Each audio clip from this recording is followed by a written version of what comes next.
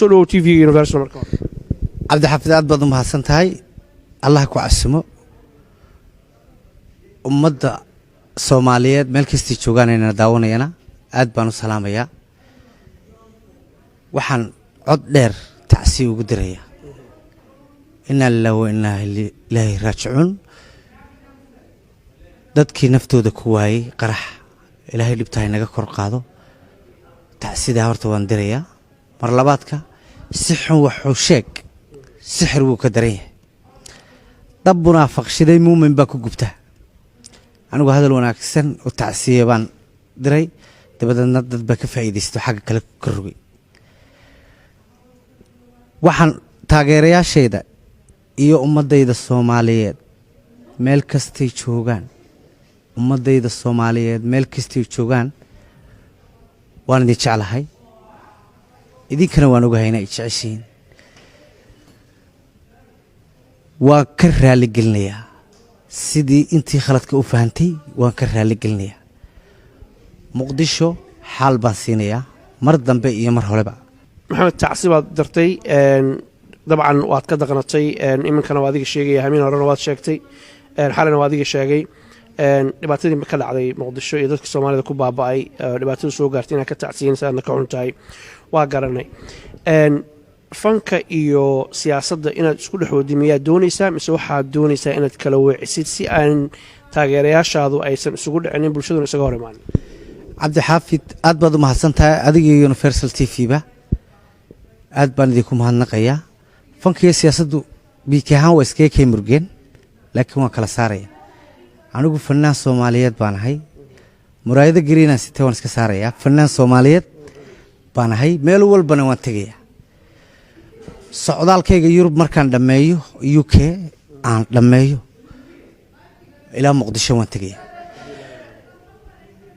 labadayda show ee ugu horeeyana waxaan ku caawinayaa dadkii ku waxyeeloobay Muqdisho qoysaskoodii inna lillahi wa inna ilayhi raaji'uun ilaahay ha u naxariisto anigu Soomaali waan jeclahay man nacbi si xun wuxuu sheeg sixir wuu ka daran yahay qof baad keligii dadkaba adigu daacadaad u tahay inta u dadaalaysa daryeelkiisa iyo naftiyo sidoo u dulmari lahaa da'dii u dhaafin lahayd hawliyeegu daashay ficil